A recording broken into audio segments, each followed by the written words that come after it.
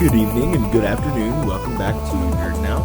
My name is Evan. I'm Nathanael, and Evan has some food in his mouth, so that made the intro a little bit punchy. Oh, it did. No, I'm just joking. Don't be so self-conscious. Like, no. Good morning, good evening. Yeah, I am eating because I'm on the run. I'm on the run from the law. Yeah, we're recording before the sun has even come up, so that's what we do for you guys. Don't check. Just trust me. The sun is crowning. Okay. You're like, Yeah. I don't know if I like that. I know I don't like that. So, we are talking about movies, and oh my gosh, what is this?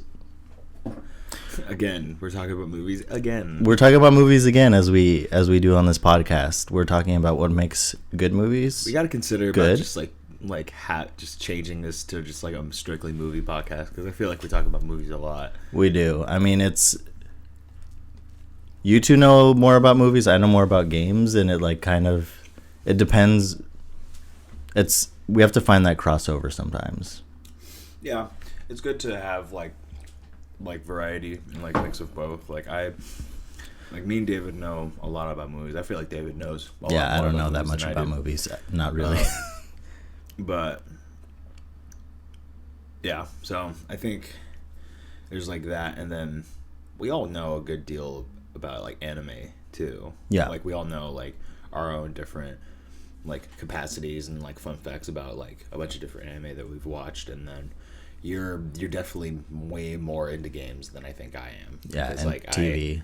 I'm like TV, into a lot of TV because I know about some games, but like you'll tell me like, hey, I'm playing this game like like the Dubba Dubba like, Masabale. Oh my gosh, the retro butt cheek. I'm like, what the heck is that? You've like, never heard of the retro butt cheek? It's like this. It's cool, the tits. It's like this cool.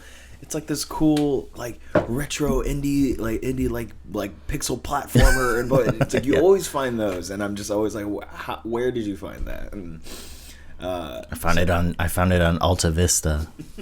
I just typed it into the computer. I found it on Stadia.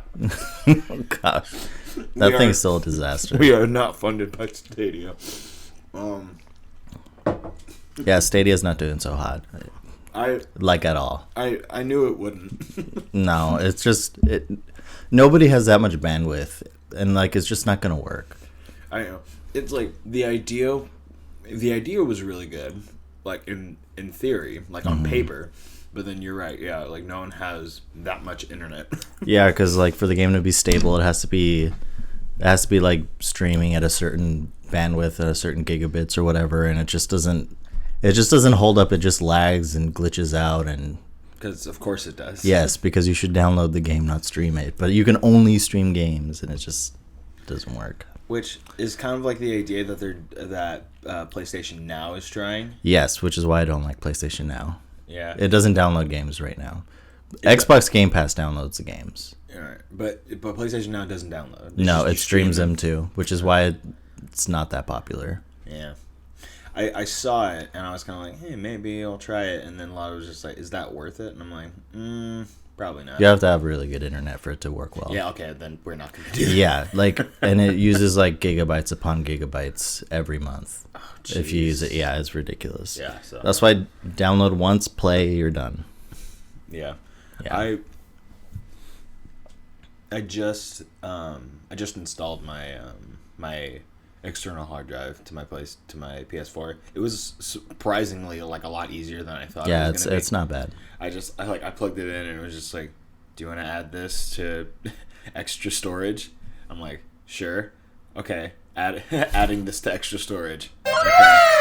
Wow. Yeah, exactly. It's done. Yeah, exactly. And I was like, I felt like such a tech whiz. It's like, I'm gonna go work for the Geek Squad. I am the Geek Squad. I am the Geek Squad. But yeah, so then right after that, I immediately downloaded The Witcher 3, and man, yeah, I forgot how hard of a game that was.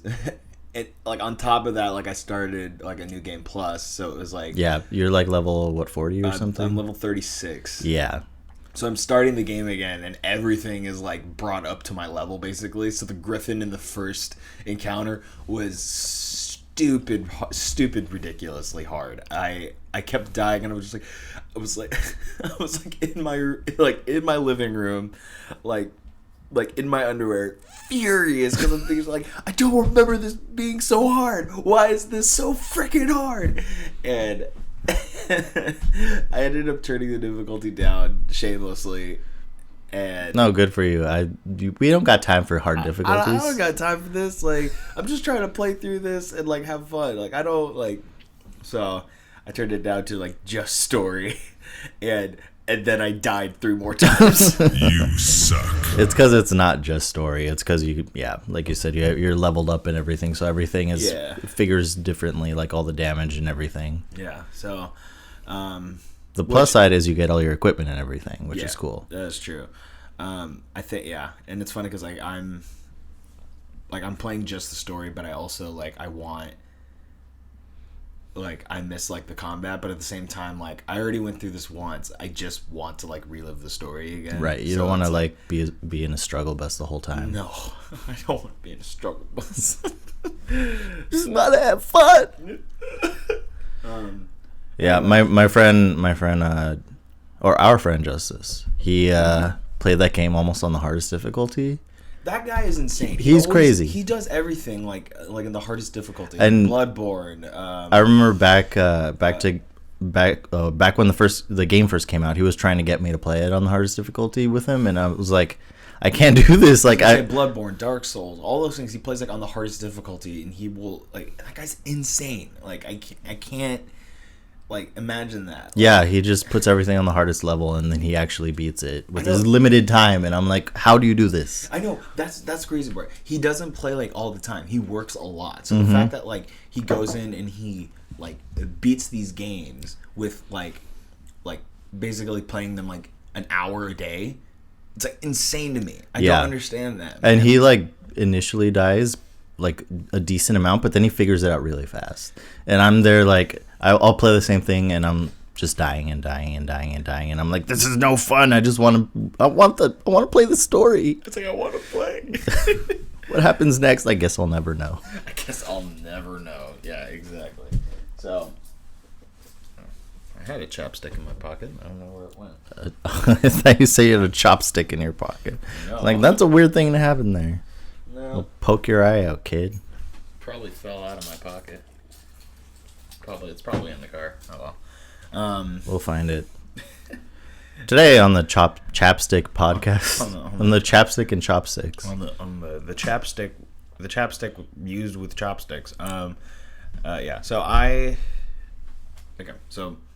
back to our main topic because we went way off the rails. Yes, we did. But do we want it to be our main topic? Who cares? This is ADD. We don't need a topic. That's true.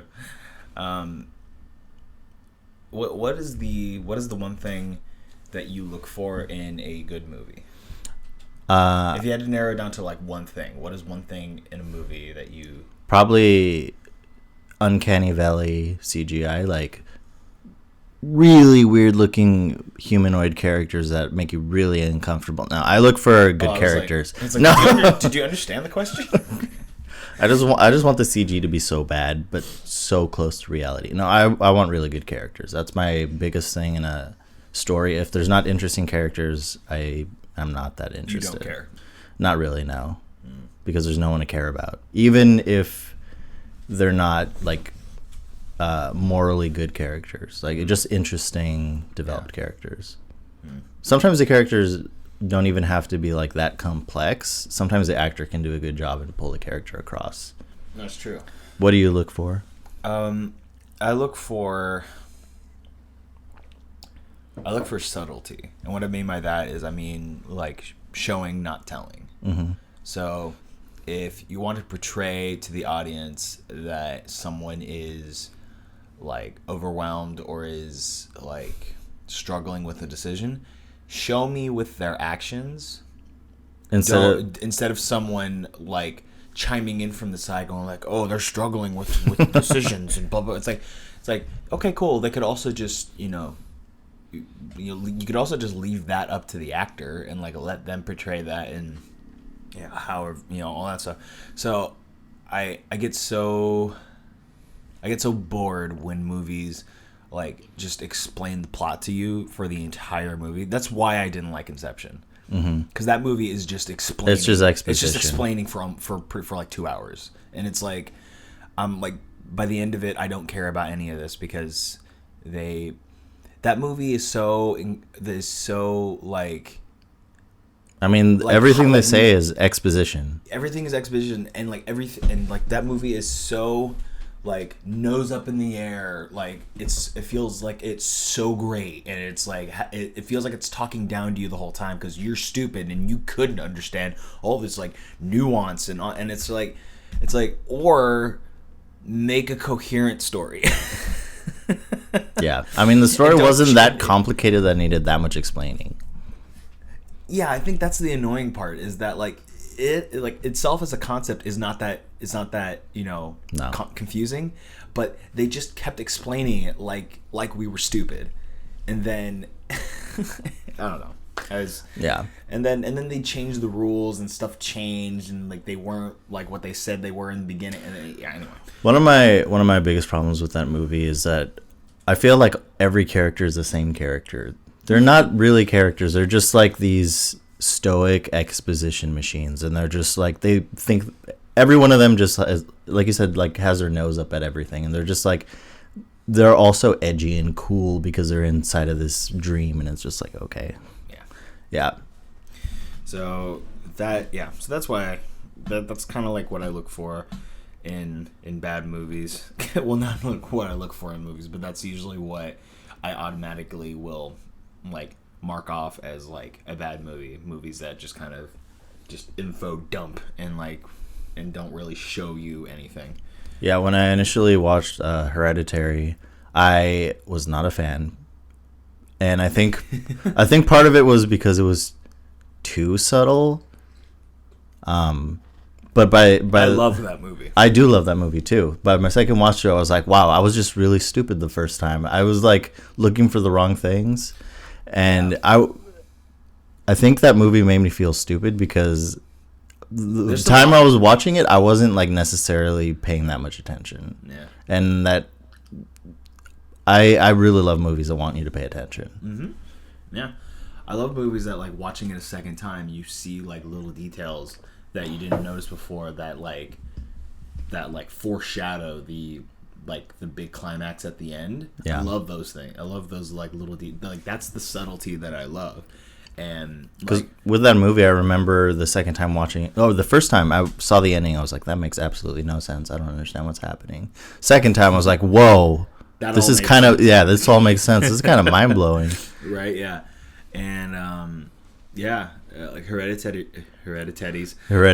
That's a whole different movie. It's like Ted gets possessed by a demon or something. Which Ted? Ted from Ted and Ted 2. I haven't seen that because I haven't seen many movies. Oh, Ted, they're stupid movies. No, I know. But yeah, I think another part that can make movies bad is pacing. Mm-hmm. And we had a perfect example of that with Rise of Skywalker. That's like the perfect example of how to make a movie with terrible pacing. Yeah. By the end of it, you're just exhausted because there's so much going on. And you don't realize how necessary, like, breaks are in movies. Yeah, or, like, lulls. Yeah, where I think it's called the coming down action or something, like, where things are being resolved and you have that time to breathe. Right. Like, that's not to say that part of the movie isn't interesting. It's just...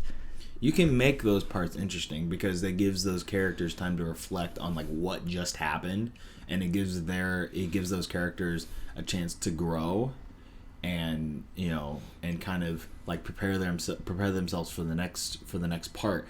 Whereas Rise of Skywalker, there was none of that. No. You just expected all of the characters to be to just like adapt and change like that with no legitimate time to digest any information that they just got, and then and then go to the climax immediately. It was like basically it was just this rising action the entire movie, and then like it just plummets to an end, and then it's resolved, and it's like that's exhausting. Like you by the time you get to the climax, you're like passed out from altitude exhaustion.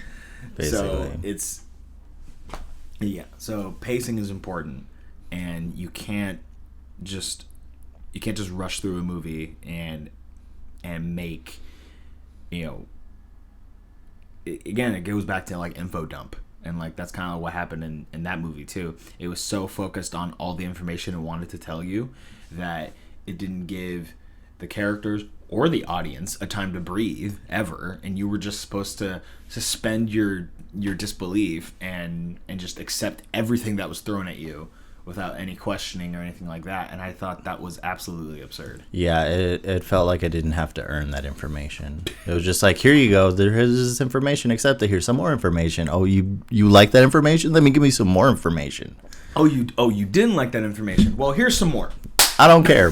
Yeah, exactly. Just slap you in the head. Yeah, here's some more. It just like takes like a handful of information and it just smacks you upside the head. You know that meme with like the water tank that's like spilling out? Yeah. The guy's just like, plot, information. Yeah, exactly. With the Band-Aid on it. Yeah, exactly. It's just like massive plot holes in story. Exposition. That'll fix it. Right, yeah. That'll show them. More exposition fixes everything. Yeah, exactly. And they're like, that'll show them. It's like, no, you're telling. Yeah. And it's crazy because a lot of good stories have been coming out of like things other than movie mediums, where like there have been great stories in movies, but in like video games and in television series and also like in anime, there have been great stories that have been like constructed. And on the anime side, they do focus a lot on like exposition, but that's fine because like that's kind of like, an anime thing to do. I think it's more of the characters like stand monologue to themselves before they fight. That's a very anime thing to do. Yeah, but and I think that also like part of that is very shonen. Like, when you got a lot of battles going on, a big part of it is like it's Japanese have a different storytelling mindset in a lot of ways. True. In a lot of ways than we do. I mean, there are a lot of anime out there that don't have that much exposition, but it seems like that's a pretty common thing. Yeah. Which makes sense. Like different cultures are going to have like certain things they emphasize above others compared to other cultures. That's true. But it works and it's interesting. Yeah. I can still remember with Dragon Ball Z there was the fight on Namek with Goku and Frieza, and there was one episode where Frieza and Goku just remembered and like thought about like the last like 4 episodes and everything that happened, and that's all that episode was.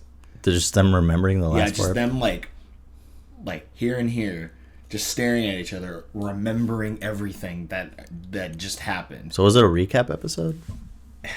Yeah, I guess. And then nothing else happened in the episode. Oh my gosh. It was like basically nothing else happened. And that was an episode that like people were like furious about because it was like, we were waiting for the next episode and this is what we get. and so I thought that's something you don't really get in movie format compared to TV. Like you don't get filler episodes because there's just the movie. The thing with a lot of TV shows is that they get what you'll get is you get the plot. So there's like the main plot line. Like let's say the overarching plot line through that one season is burn the witch. Yeah, burn the witch. They have to get like Joe and Jerry have to get the MacGuffin A to point 2 over here, and that's like the end objective.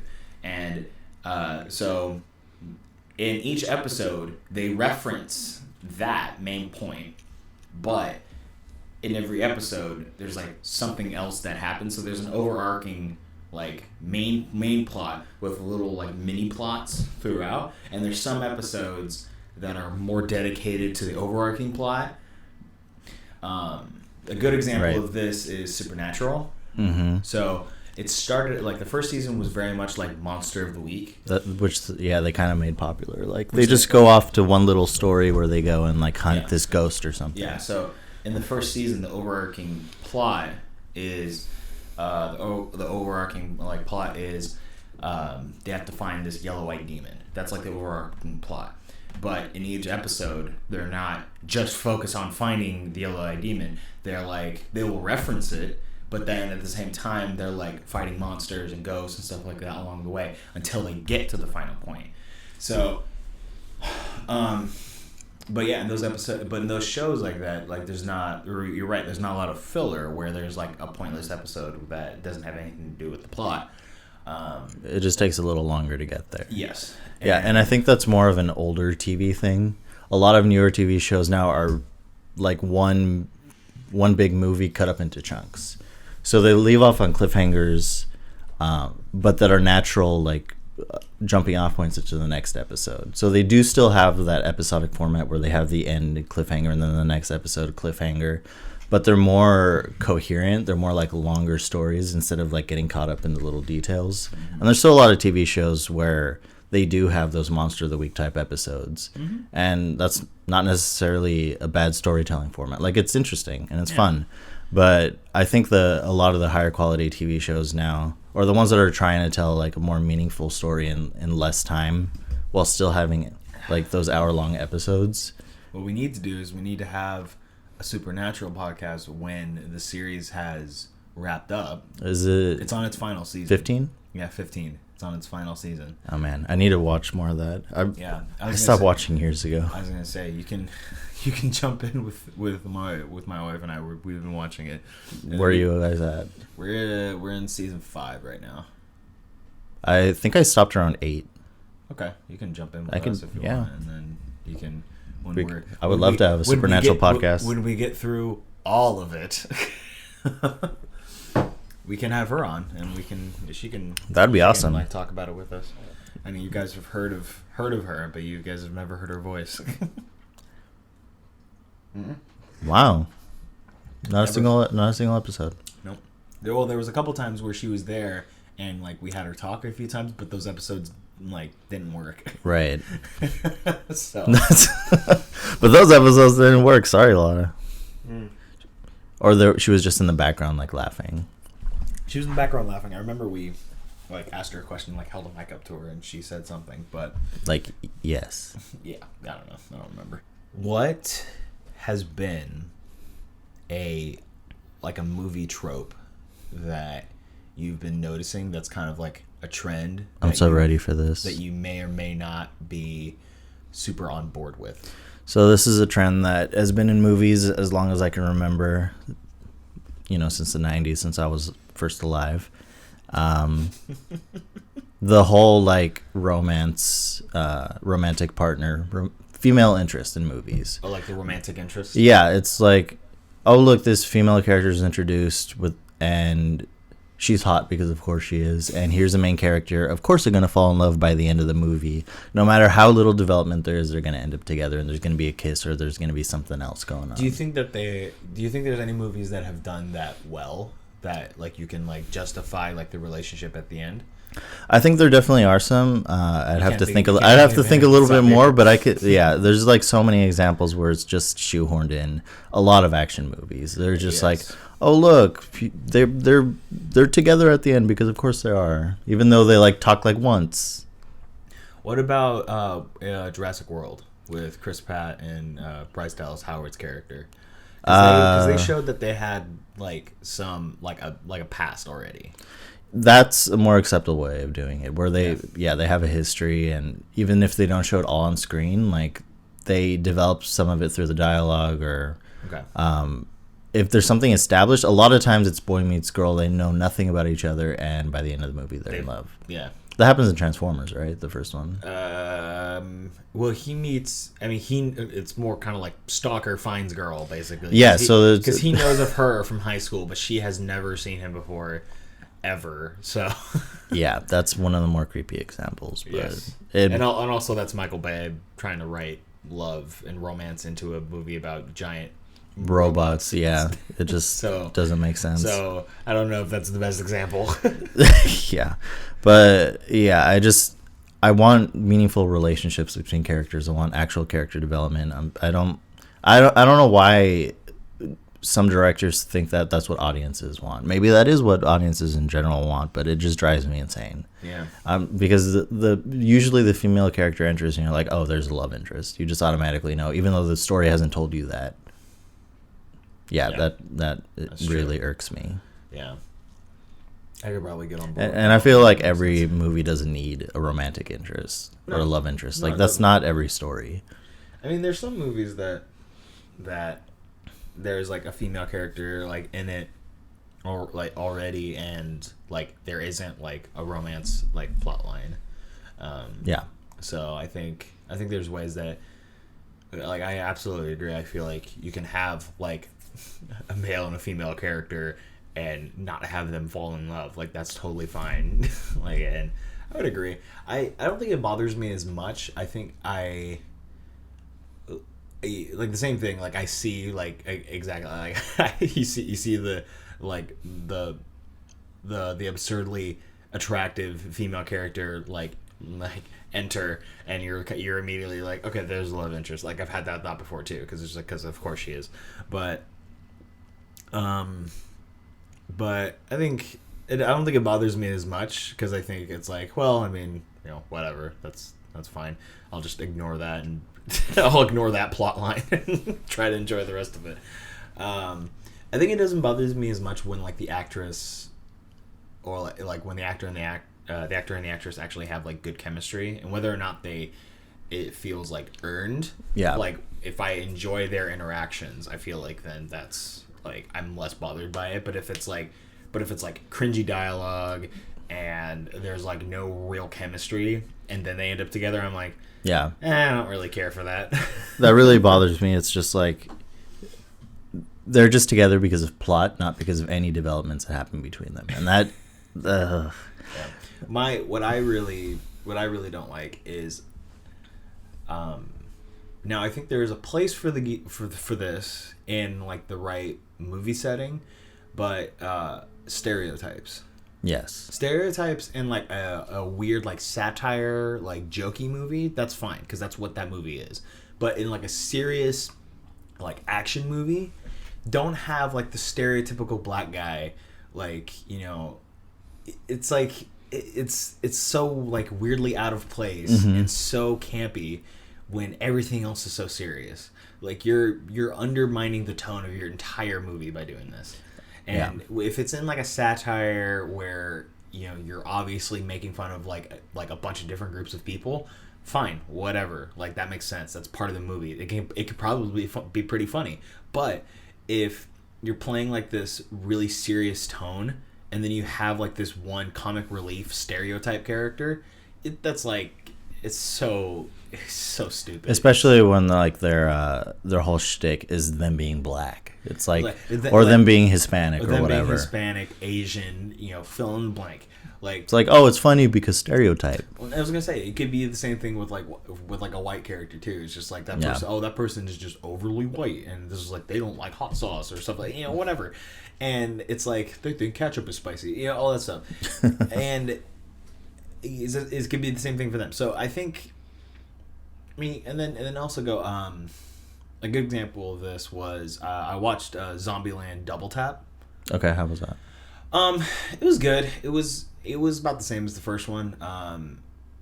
It had a couple of like cringy moments, but there was I can't remember her name because that's how forgettable she was. But the new like blonde character, right? That nobody cares about. Yeah, and she's like the stereotype of, oh my god, of like, yeah, blonde valley girl ditz. And for that movie it worked because that's like the kind of movie it was. It wasn't trying to pretend to be like this super serious like thriller zombie survival movie. It was like a joke where like they called like fat incompetent zombies homers. Like, they, you know what I mean? Like, so they clearly don't take themselves too seriously. Right. But the thing is, if you flip it and if you make that movie super gritty. If you try to throw that character in The Walking Dead, that doesn't work. No, it just tanks it. She stands out, and it's obnoxious, and it makes no sense. She's obnoxious in Zombieland Double Tap, don't get me wrong, but she's supposed to be. It's more like character comedy. Yes, it's character comedy. Yeah, that's exactly what it is. It works when it's character comedy, but it doesn't work when it's like obviously stereotyped. Look at me, I'm the blonde ditz, like that. Right. It just doesn't work.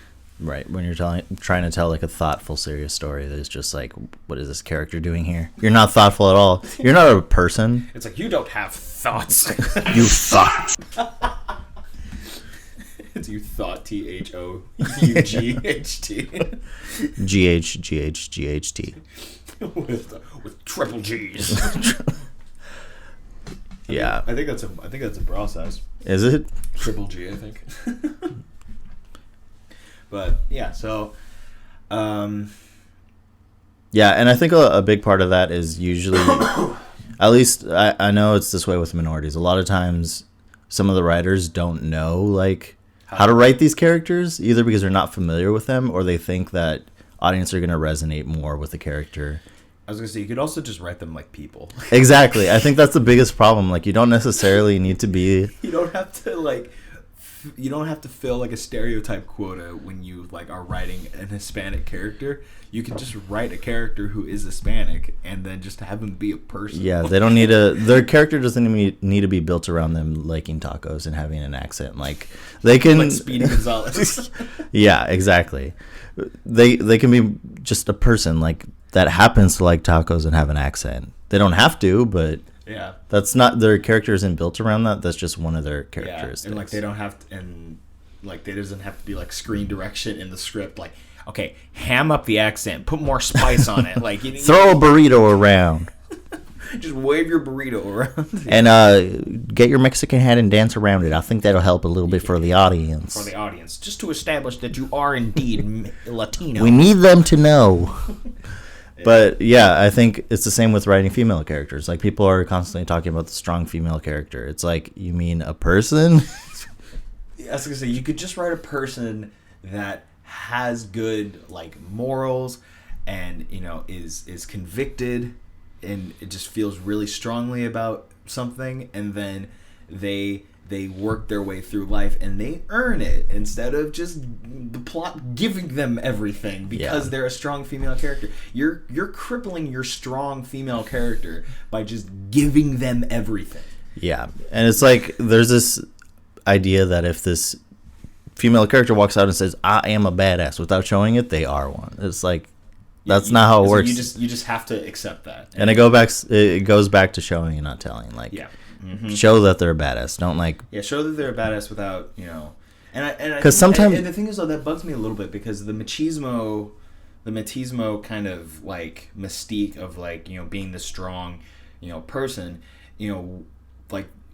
that started with men, obviously, because that's like the and when you basically throw that stereotype onto a woman, it doesn't work very well because then they start throwing around the lines of like, oh, don't be a girl, all that stuff, and it's like, but they are one. Yeah, and so it's like you don't have to be like an action badass to be a good character. Yeah, exactly. And I think, oh man, I lost my train of thought. Well, yeah, it's like a strong character doesn't have to punch people in the face. No, they could take blows. They could like be empathetic. Like that isn't like a good example is Ripley from the first Aliens movie. Mm-hmm. Have you seen that movie? Yes. Yes. She is like one of the OG like strong female characters because she believes in something. She's like, okay, no, I'm going back to get Newt because that's the right thing to do, and I don't care what you guys say. Like, I'm doing that. And she does it. And the thing is, though, there's like stakes, there's risk. You feel like everyone's in danger. And when she prevails, that is like a triumph. That's good. Like, she earned it.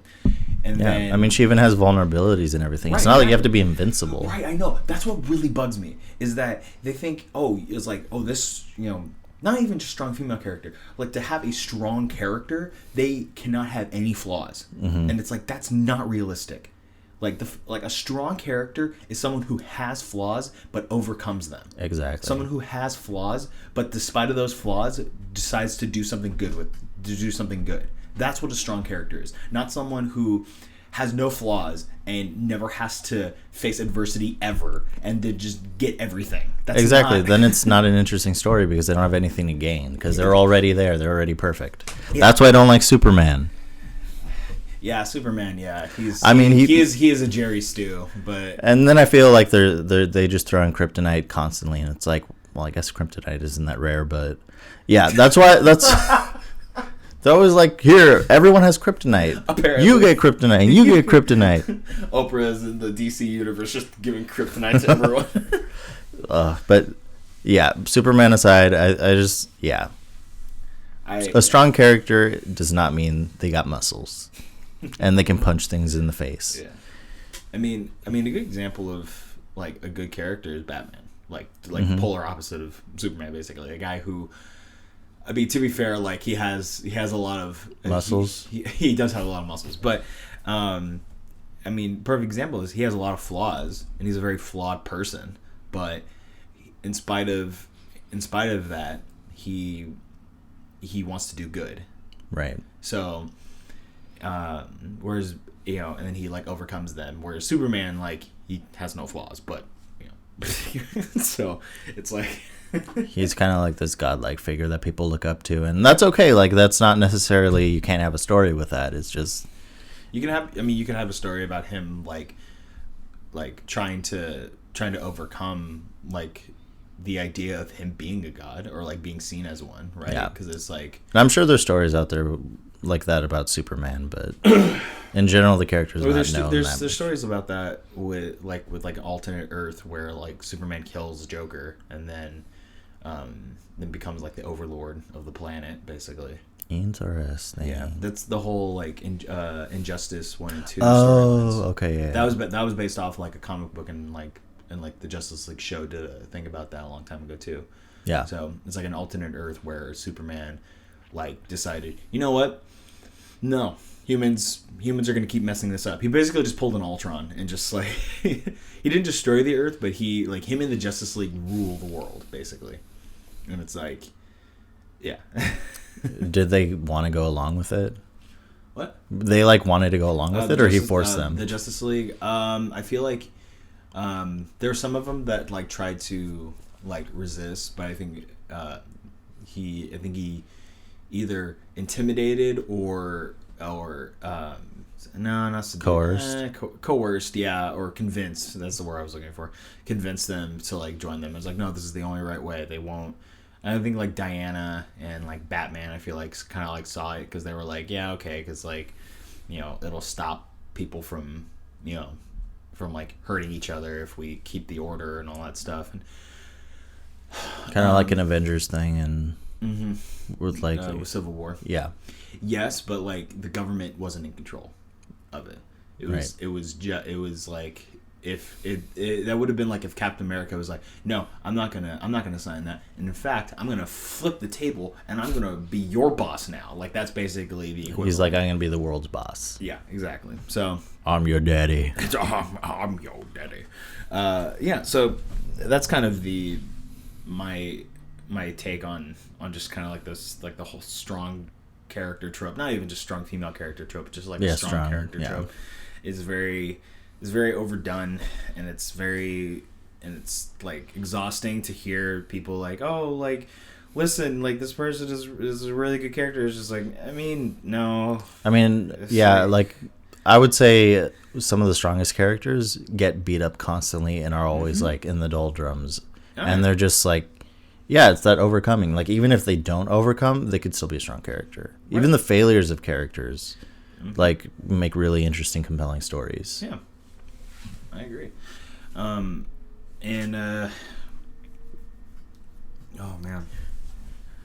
I can't think of a lazier thing than to just kind of be like, okay, so how is this person going to overcome like the bad guy at the end? I don't know. they just do. They just do. I feel like that's how a lot of like climaxes are written. It's Like just, conveniences. yeah, conveniences. It's never through like the tactics or the strategy of the good guys. It's always like, it's just always kind of like a perfect example of this. I thought it was absolutely stupid and ridiculous was the Rise of Skywalker. Yes. Where we literally just saw Palpatine shooting a Category 10 lightning storm into the air From his fingertips, and destroying all of these rebel ships. And then he's shooting lightning at Rey. She blocks it with a single lightsaber, which I'm already like, I guess. We've seen that happen in the past. I guess. But also we didn't see him in the past like destroy a bunch of ships. Yeah, but I was kind of like, okay, I'll let that slide, whatever. Then she pulls a second lightsaber. Yeah. And crosses it, and then like I'm just like, I was just like, this just seemed like they didn't know how to finish this. It just seemed like they didn't know how to finish this. It was very like video gamey. It's very video gamey, and I don't even know video gamey. It was just it seemed there's a lot in that movie that just seemed very lazy. Yeah, there's a lot of plot convenience where something just comes in and it just happens to work out, anyway. Not because of any logic. No. That movie is where logic does not belong. Yeah, it's where it asks you to suspend all disbelief, like, Yeah. and nobody's gonna suspend everything. Yeah, I was gonna say there's a leak of like the first script written by the original director. Oh yeah, I saw some of that. It looked like it could have been good. It was supposed to be. It was originally called Duel of the Fates. Oh. Which was the name of the song from episode 1 when Darth Maul shows up. Yeah, which is an amazing song. So good.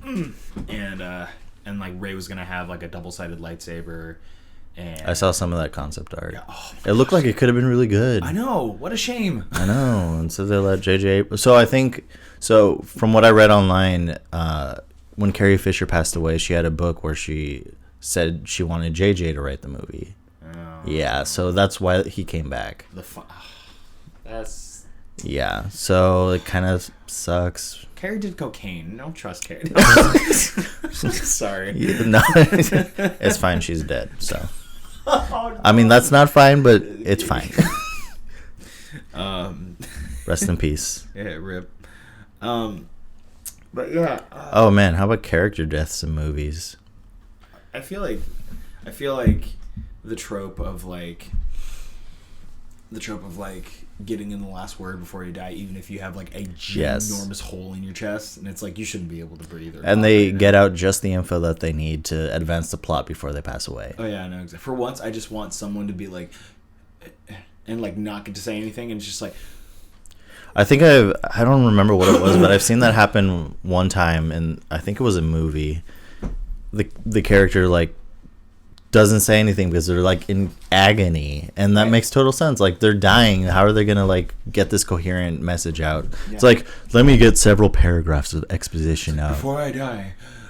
Your parents were and a lot of times it's like, why didn't you tell me this before? Yeah, I know exactly. Why do you have to tell me as you're dying? I know exactly. Because dark secrets. Yeah, I don't know. It's like, yeah, I was gonna take this to my grave, but now that I realize I'm a lot closer to it, I don't want. It's some like trying to be profound, whatever, and it's just like, dude, you just didn't want to tell them. Like, stop pretending. Yeah, you just told them because plot.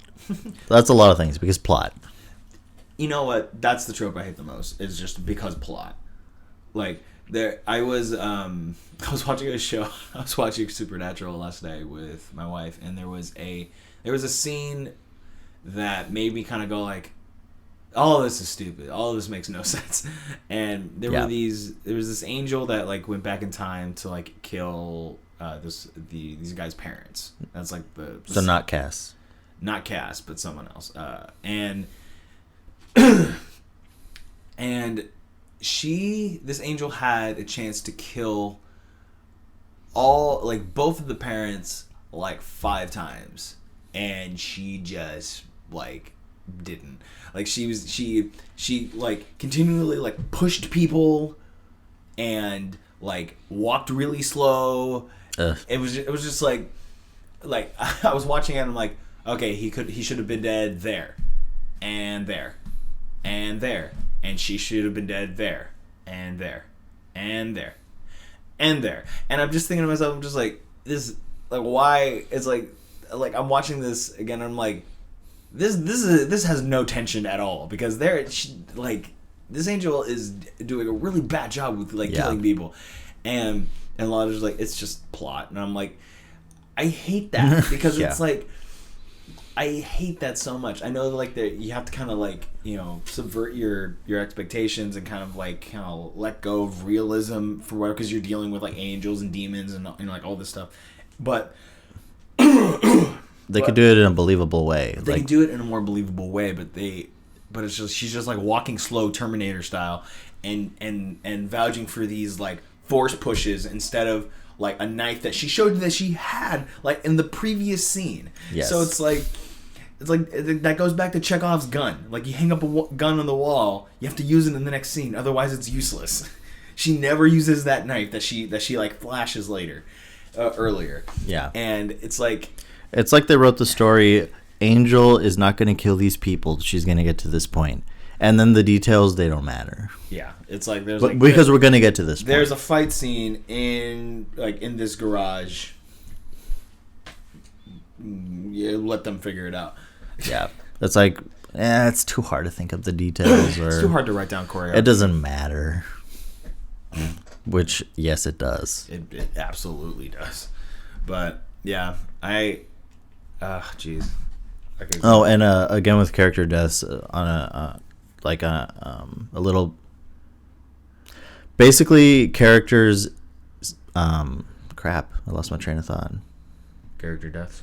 Yeah, character deaths. But when characters don't die like the whole movie, and they're in these impossible situations, which some action movies like they could get away with it, like Indiana Jones or whatever. Right. Like, okay, Mission Impossible. But there's just, at some point, there's like constant situations that they're put in, and you can't escape that many situations without at least like losing an arm or something. Because what happens is it removes all tension. Exactly. Because, you know they're not going to die. Yeah, exactly. Because it's like, it's like he scaled this like the side of this really tall building, and then he was dangling from a helicopter, and then he was doing this, he was doing that, and it's just like, and then he got stabbed by a sword, but he's gonna live because he's the main hero. Yeah, and I'm just thinking to myself, I'm like you get to the end and you're like during the main climax, it's like he's not gonna die. Yeah, because he hasn't died. I think that's a thing a lot of more popular movies do. That's kind of a huge sin for me is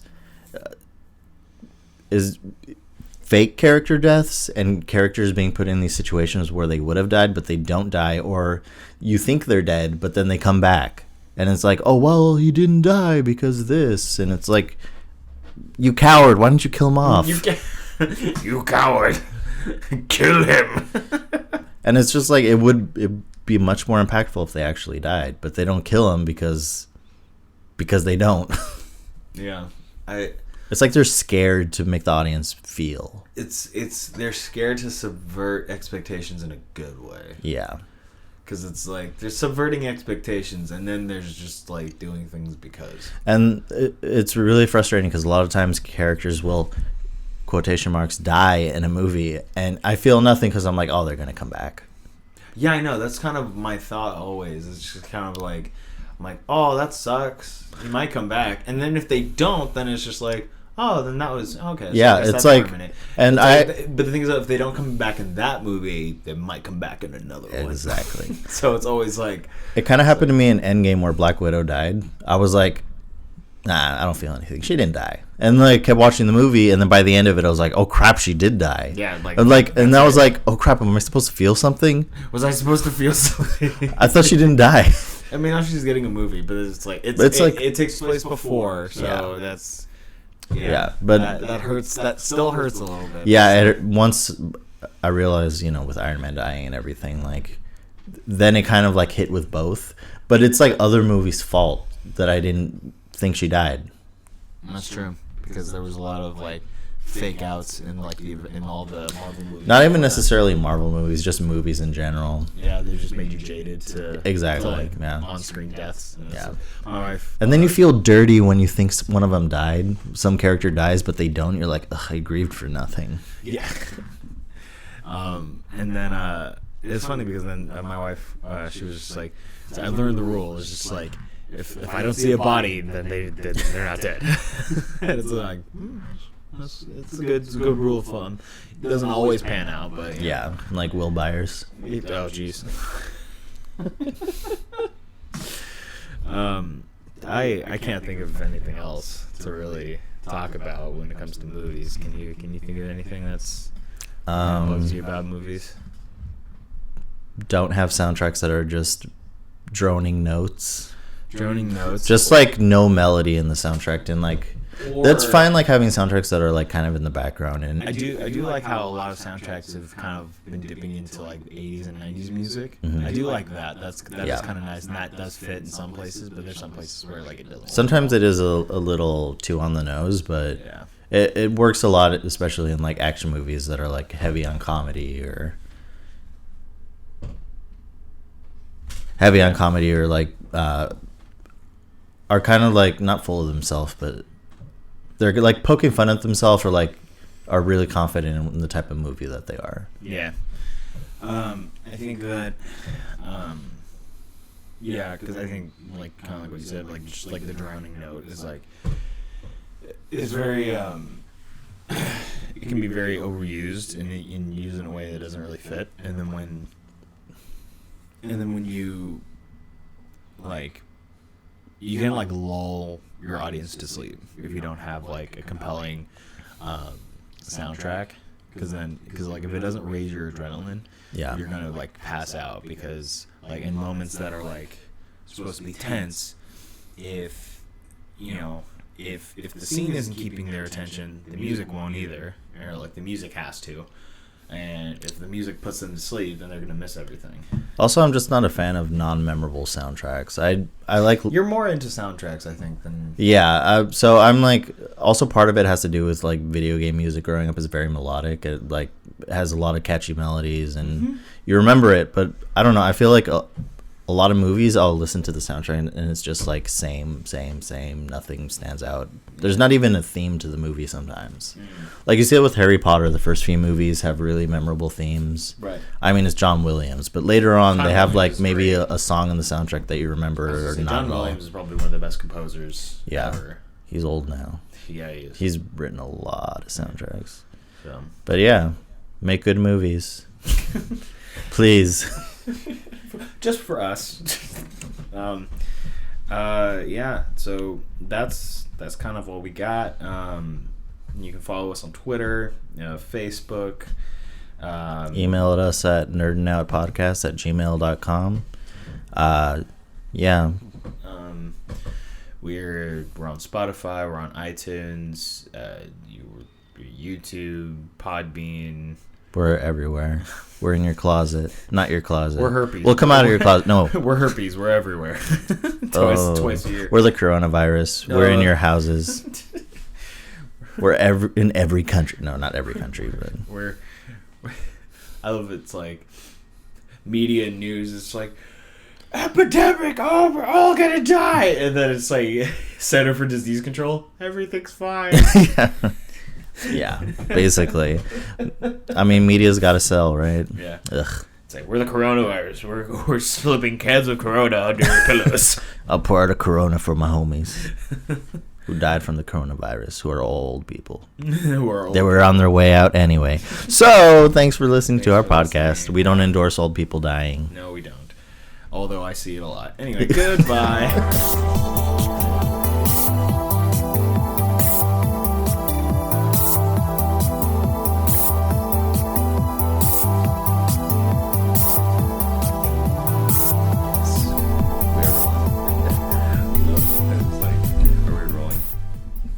Yeah. Just a moment. Now we are rolling. It's like, yeah, we are.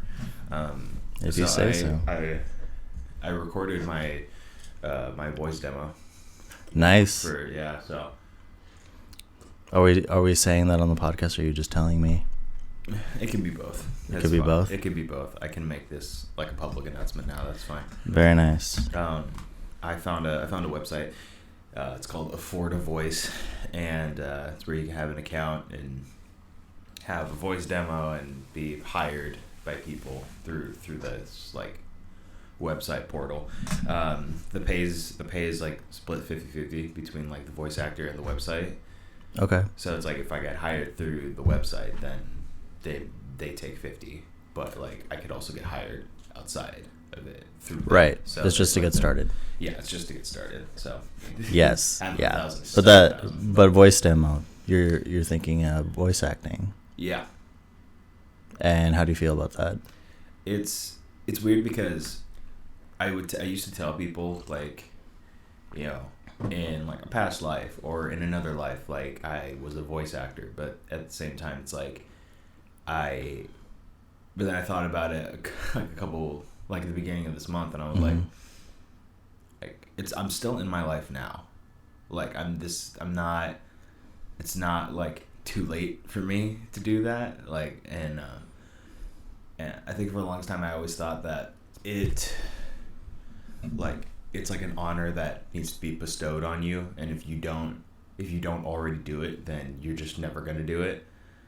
And I kind of just always wrote myself off that way, but I was just like, I mean, the worst that can happen is that I still get to live my life that I already love. So you know, what do I have to lose? For sure. I think you could definitely make it. Just be persistent. I think you have a lot of talent compared to a lot of people who do voices and voice acting. So yeah. I think you should go for it like hardcore. Yeah. I mean, not just like kind of go for it.